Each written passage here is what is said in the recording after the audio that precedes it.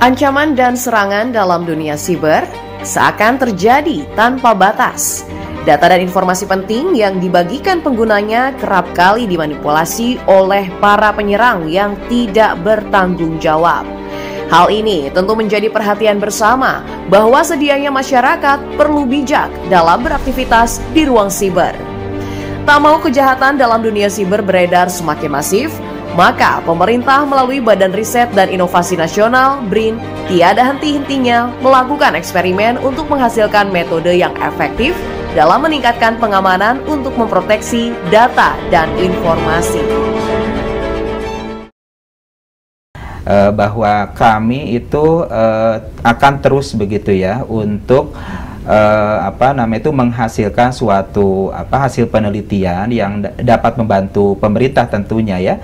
Itu jadi misalkan kami menghasilkan suatu algoritma robust misalkan ya.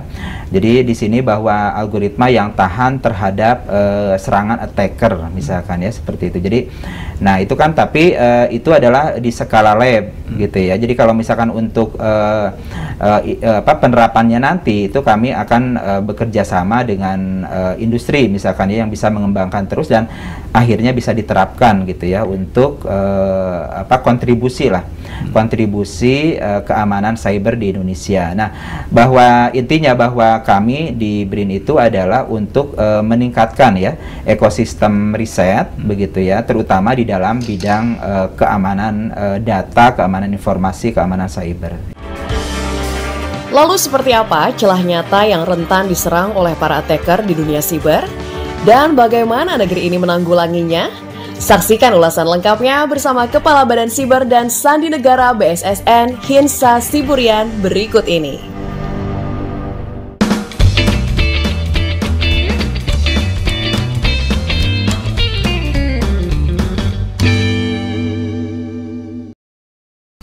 Halo Sobat Antara, selamat datang di podcast Friday Talk bersama saya Helmut Timothy. Nah, Sobat Antara berbicara tentang aktivitas masyarakat di tengah digitalisasi saat ini tentu mengalami peningkatan. Maka dari itu berbagai ancaman pun juga dapat ditimbulkan dari adanya peningkatan aktivitas digitalisasi di ruang siber terutama. Dan maka dari itu pemerintah telah membentuk sebuah lembaga Badan Siber dan Sandi Negara atau BSSN untuk memberikan rasa aman dan nyaman kepada masyarakat dalam melakukan aktivitas di ruang siber. Dan menurut data dari Kementerian Komunikasi dan Informatika, ini sebanyak 202,35 juta masyarakat Indonesia telah menggunakan internet. Artinya ini sudah sebanyak 76,8% masyarakat Indonesia telah melek menggunakan internet. Namun, apakah mereka melek juga tentang adanya bahaya ataupun resiko dari penggunaan digitalisasi di ruang siber? Untuk itu saya sudah bersama dengan Kepala BSSN, Legend TNI Purnawirawan, Bapak Hinsa Siburian. Halo Bapak. Halo. Sehat Pak? Ya, sehat Mas Helmut. Ya, oke. Pak Hinsa, tadi kita sudah berbicara, saya sudah menyebutkan di awal, ruang siber. Sebenarnya ruang siber itu apa sih Pak? Sebelum saya jawab, boleh enggak saya bertanya? Boleh Pak. Kira-kira bumi ini diciptakan oleh Tuhan Yang Maha Kuasa. Betul. Kemudian kira-kira dunia cyber atau ruang siber itu diciptakan manusia atau diciptakan oleh Tuhan? Diciptakan oleh manusia, kalau menurut saya. Iya. Jadi menurut saya, ini kan menurut beberapa orang ini ya. Kalau menurut saya dari beberapa narasumber yang saya terima, jadi ruang siber itu sebenarnya adalah ciptaan Tuhan Yang Maha Kuasa. Oke. Manusia hanya menemukan.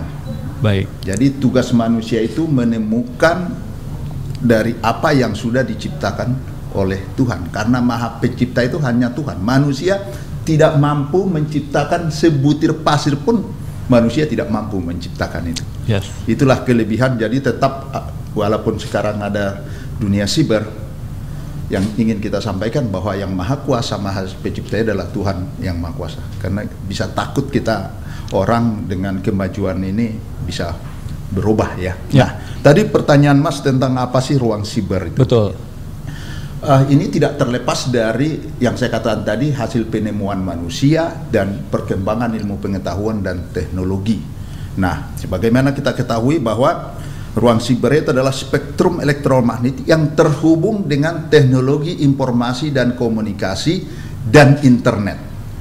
Itulah yang membentuk ruang siber. Jadi kalau tidak ada internet di suatu tempat, memang kita tidak akan berbicara masalah ruang siber, karena di situ tidak akan ada ruang sibernya. Nah, tentu sebagai ruang yang bisa digunakan sama seperti dunia nyata. Di situ ada peluang untuk kesejahteraan manusia, tapi juga sebaliknya ada ancaman di situ. Jadi agak susah sebenarnya kita mau bedakan. Kadang-kadang orang tidak bisa membedakan mana sih ruang siber dengan dunia nyata. Betul. Karena di ruang siber juga misalnya ada kehilangan, tertipu, ya benar-benar juga hilang uangnya. Demikian juga di dunia nyata. Demikian. Ini. Jadi mungkin bisa dikatakan itu ada dua efek ya Pak ya, yang istilahnya satu di ruang siber dan di dunia nyata ini sama-sama berhubungan begitu. Pasti. Dan sebagaimana diketahui sebenarnya ruang siber itu terdiri dari 3 lapisannya. Oke. Jadi bukan hampa begitu. Jadi ruang siber itu terdiri dari 3 lapisan. Ada yang disebut pertama itu adalah lapisan fisik. Ya. Lapisan fisik ini adalah infrastruktur sebenarnya. Yang kita ketahui ada kabel laut, ada BTS, ada satelit, ada data center. Ya. Ini yang lapisan pertama, di mana lapisan pertama ini menjadi tempat. Tempat penyimpanan, tempat pemrosesan data. Kemudian lapisan kedua itu yang disebut dengan lapisan logika, jaringan logika, atau sering kita dengar istilah dengan software. Dialah yang mengoperasionalkan sistem ini dan dia mengatur semuanya sehingga berproses dan dia terhubung dengan lapisan pertama tadi, lapisan dan juga terhubung dengan lapisan ketiga yang disebut dengan persona dan cyber persona. Jadi lapisan ketiga ini adalah manusia sebenarnya, aktor yang ada di ruang siber, dan identitasnya cyber persona yang disebut persona ini identitas dia di ruang siber ya. Seperti kita ketahui beberapa email, akun sosial, dan di situ juga memang ini persoalan yang utama. Di situ juga bisa dia menggunakan samaran. Jadi tidak serta-merta bahwa kalau di dunia nyata kan kita lihat orangnya. Jadi di situ dia menggunakan identitas palsu. Maka tidak heran kalau sekarang ini ribut ya. Masalah terjadinya penipuan dan segala macam itu karena memang dimungkinkan karena di situ identitas ya, identitas subjek tadi atau orang ini bisa anonim, bisa juga tersamar. Itu kira-kira 3 lapisan inilah sebenarnya yang membentuk ruang siber tersebut. Dan di situ saya katakan tadi ada peluang untuk kesejahteraan, tapi sebaliknya juga ancaman. Gitu. Nah, ini menarik banget nih Sobat Antara. Kalau tadi Pak Hinsa bilang ada sebuah peluang kesejahteraan. Nah, apa sih Pak sebenarnya peluang kesejahteraan di dalam siber itu seperti apa? Kita mengetahui kemudahan hidup dan kehidupan ini juga dari ruang siber ya, komunikasi. Komunikasi semakin canggih ya. Kemudian dari sisi kesejahteraan ekonomi digital. Ekonomi digital kita di tahun 2021 itu hampir 1.000 triliun loh uang yang bertransaksi di ekonomi digital kita. Kemudian diperkirakan di tahun 2025 nanti 2.000 triliun lebih dengan para pemainnya kan kita tahu ada startup dan segala macam itu ya. Itulah peluang di ruang siber, termasuk kemudahan dalam katakanlah sekarang belajar juga ya. Belajar hampir semua aspek kehidupan manusia itu sebenarnya sangat berhubung dan terpengaruh dengan ruang siber. Untuk apa? Tentu lebih efisien, lebih efektif. Itulah yang didapatkan dari ruang siber tersebut. Jadi kalau misalnya Pak, ini kan tadi sudah dijelaskan kesejahteraan masyarakat menggunakan wadah siber itu sendiri. Nah, seperti mungkin dari perusahaan meningkatkan ekonomi dan juga dari penggunaan mungkin yang sekarang ini kayak Zoom ya Pak ya, Zoom. Betul. Dan juga anak-anak pelajar dan mahasiswa itu menggunakan wadah itu. Sebenarnya Kalau dari pemerintah sendiri Pak, itu ada kesulitan nggak Pak? Karena ini kan sekarang udah menuju era digitalisasi Pak. Itu cepat untuk berkembangnya saat ini. Ada kesulitan nggak sih Pak mungkin sejauh ini untuk melakukan pengawasannya Pak?